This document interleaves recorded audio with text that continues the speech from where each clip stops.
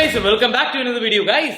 നിങ്ങൾ കഴിഞ്ഞ ഒരു 5 വർഷത്തിന് മുമ്പോ അല്ലെങ്കിൽ 4 വർഷത്തിന് മുമ്പൊക്കെ PC ബിൽഡ് ചെയ്തിട്ട് ഇപ്പോൾ ഈ ഇടയ്ക്കുന്ന OS അപ്ഗ്രേഡ് ചെയ്യാനായിട്ട് എടുത്തപ്പോൾ ഫോർമാറ്റ് ചെയ്തപ്പോൾ അറിയാതെ C ഡ്രൈവും D ഡ്രൈവും എല്ലാ ഡേറ്റാസും പോയി അങ്ങനെ ഇനി എന്താ ചെയ്യേണ്ടതെന്ന് പ്രതിസന്ധിയിലാണോ നിങ്ങൾ നിൽക്കുന്നത്. അതേപോലെ തന്നെ തലവേദന കേസുകൾ കുറേ ഉണ്ട്. പലർക്കും ടെൻഷനും ഹാർട്ട് അറ്റാക്കും വരുന്ന എന്താ പറയുക പേഴ്സണൽ ഡേറ്റാസ് പോലും ലോസ് ആയി പോകുന്ന സിറ്റുവേഷൻസ് ഉണ്ട്.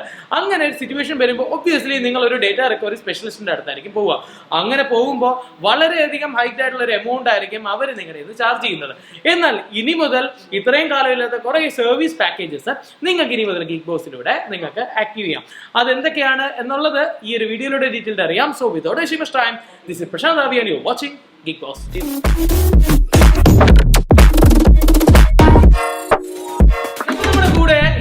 ആഷിക്കാണ് ജോയിൻ ചെയ്യുന്നത്. ആഷിക്ക് GeekBoZ ട്രിവാൻഡ്രത്തിലെ ടെക് എക്സ്പേർട്ട് ആണ്.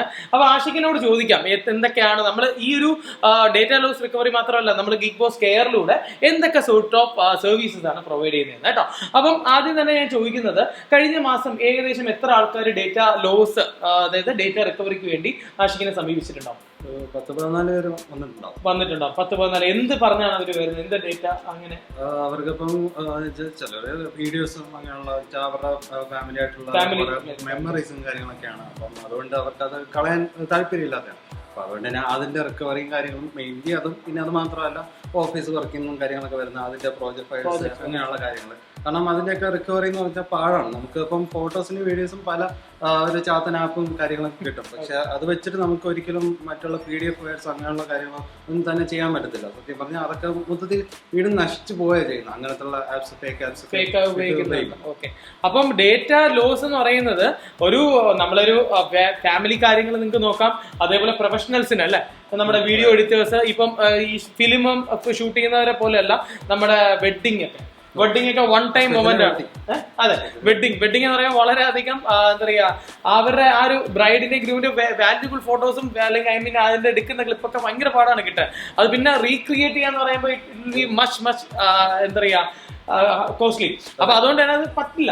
കല്യാണം ഒരിക്കൽ കട്ടിയത് വീണ്ടും ഒരു വീഡിയോ കണ്ട് ചെയ്യാൻ പറ്റില്ല. അപ്പൊ അങ്ങനെ ഡേറ്റ റിക്കവറി ലോസ് ചെയ്ത് കഴിഞ്ഞാൽ നിങ്ങൾക്ക് റിക്കവർ ചെയ്യാനായിട്ട് 35,000 തൊട്ട് 40,000 മുകളിൽ ചാർജ് ചെയ്യുന്ന ആൾക്കാർ 25,000 പ്രിഫർ ചെയ്യുന്നുണ്ട്. ഓക്കെ, എന്തായാലും ഒരു 15,000 മുകളിൽ എന്തായാലും മിനിമം ഒരു ചാർജ് വരുന്നുണ്ട്. അപ്പൊ അങ്ങനത്തെ ചാർജ് വരുന്ന ആൾക്കാർ സാധാരണക്കാരാണ്. നിങ്ങൾക്കറിയാം ഈ ഡേറ്റ റിക്കവറി എന്ന് പറയുന്നത് മൈൻഡിൽ വെച്ചിട്ടല്ല ആൾക്കാർ വരുന്നത്. ആക്സിഡന്റ് പറ്റിയിട്ട് എന്താ പറയുക ഇൻഷുറൻസ് എടുക്കാമോ എന്ന് ചോദിക്കുന്നത് പോലെ ആയി പോകുന്നത്. അപ്പം ഇതിൽ വരുന്ന ഒരേ ഒരു മാർഗം പിന്നെ അവരെ സേവ് ചെയ്യാൻ പറ്റുന്ന നമ്മൾ നല്ല രീതിയിൽ ഡേറ്റ റിക്കവറി ചെയ്ത് കൊടുക്കുക എന്നുള്ളതാണ്. അപ്പോൾ ഡേറ്റ റിക്കവറി തന്നെ പല രീതിയിലാണ് ചാർജസ് വരുന്നത്. അപ്പം ഇവിടെ നോമിനൽ റേറ്റിന്, വളരെ നോമിനൽ റേറ്റിന് നിങ്ങളുടെ പരമാവധി ഡേറ്റാസ് നമ്മൾ റിക്കവർ ചെയ്ത് കൊടുക്കുന്നുണ്ട്.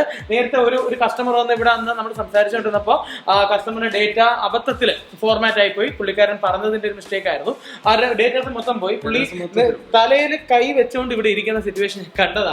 അപ്പം അന്ന് ഞാൻ വിചാരിച്ചത് നമ്മൾ വേറെ വെളിയിലൊരു ഏജന്റ് ഉണ്ട് നമ്മുടെ റിക്കവറി ഒക്കെ ചെയ്യുന്ന സ്പെഷ്യലിസ്റ്റ് ആണ്.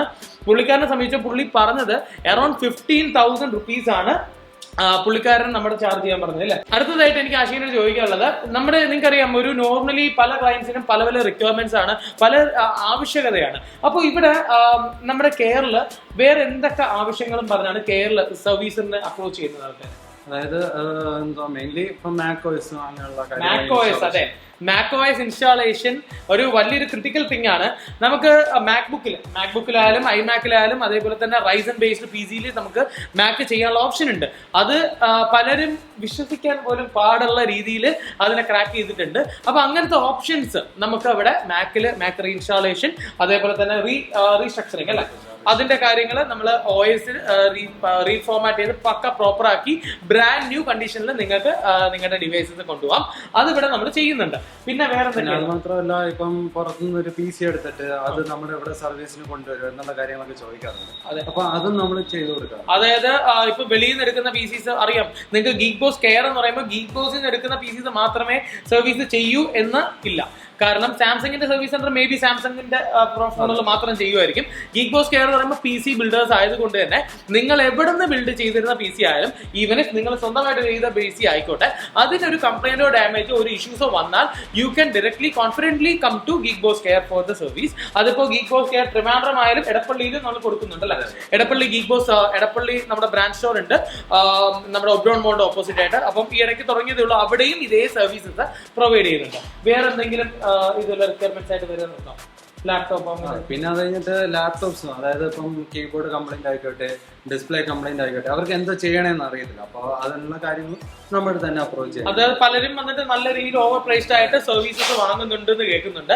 അതോടൊപ്പം തന്നെ സർവീസ് വളരെ ഡിലേഡ് ആയിട്ടാണ് കിട്ടുന്നതെന്ന് എനിക്കറിയാം. നമ്മൾ പണ്ടൊരു വീഡിയോ ചെയ്തിട്ടുണ്ടായിരുന്നു അല്ലേ ഇവനെ, ഡിലേഡ് ആയിട്ടുള്ള സർവീസിനെ. അപ്പം അതുപോലെ ഡിലേ ചെയ്ത് സർവീസ് കിട്ടിയിട്ട് കാര്യമില്ല. നിങ്ങളുടെ ആവശ്യം നടക്കണമെങ്കിൽ കീബോർഡും അല്ലെങ്കിൽ ഡിസ്പ്ലേ മസ്റ്റ് ആണ്. വേറെ ബാക്കിയുള്ള PC എന്താ പറയാ ലാപ്പിന്റെ ചിപ്പ് ലെവൽ കാര്യങ്ങൾ അതെ കുറച്ച് സർവീസ് ലെവലല്ലേ, അങ്ങനെ ചിപ്പ് ലെവൽ സർവീസ് നമ്മൾ ചെയ്യുന്നില്ല. നിങ്ങളുടെ റിപ്ലേസ്മെന്റ് സർവീസസ്, ബാറ്ററി ആയിക്കോട്ടെ, ഹാർഡ് ഡിസ്ക് റിപ്ലേസ് ചെയ്ത് നിങ്ങൾക്ക് SSD മാറ്റുകയാണെങ്കിൽ, ഡിസ്പ്ലേയില് ലൈൻസ് വീഴാണെങ്കിൽ അത് റാം അപ്ഗ്രേഡേഷൻ, ഇതൊക്കെ നമ്മൾ ഇവിടെ ചെയ്തു കൊടുക്കുന്നുണ്ട്. അതേപോലെ തന്നെ PC ഒക്കെ ഡസ്റ്റ് അടിച്ച ഒരു പരുവത്തിലാണ് ഇരിക്കണമെങ്കിൽ definitely come to GeekBoZ CARE. അവിടെ നമ്മൾ ഫുള്ളി റീഫർബിഷ്, നിങ്ങൾ അത് ക്ലീൻ ചെയ്ത് അത്രയും പെർഫെക്റ്റ് ആയിട്ട് നിങ്ങളുടെ PC നിങ്ങൾക്ക് കൊണ്ടുപോകാം. അതുകൊണ്ട് തന്നെ ഇത് ഇത്രയാണ് നമ്മുടെ ഫീച്ചേഴ്സ് അല്ലേ. അപ്പൊ GeekBoZ CARE കോൺടാക്ട് ചെയ്യേണ്ട നമ്പറും ഡീറ്റെയിൽസും ഞാൻ ഡിസ്ക്രിപ്ഷനിൽ കൊടുത്തിട്ടുണ്ട്. Do follow us on Instagram. And ഈ ഒരു വീഡിയോ നിങ്ങൾക്ക് ഇഷ്ടപ്പെട്ടുവെങ്കിൽ നിങ്ങൾ ഫ്രണ്ട്സിലോട്ട് എത്തിക്കാനായിട്ട് ശ്രമിക്കുക. ഇത് പരമാവധി ആൾക്കാർ ഇതുപോലത്തെ സർവീസസ് ഉണ്ട് എന്ന് അറിയാൻ വേണ്ടി പറയാണ്. അപ്പൊ ഇതുപോലത്തെ വീഡിയോയിലോട്ട് ഇനി താല്പര്യമുണ്ട്, ഇഷ്ടപ്പെടുകയാണെങ്കിൽ definitely do subscribe for our channel and see you on അടുത്ത വീഡിയോ. ഓക്കെ.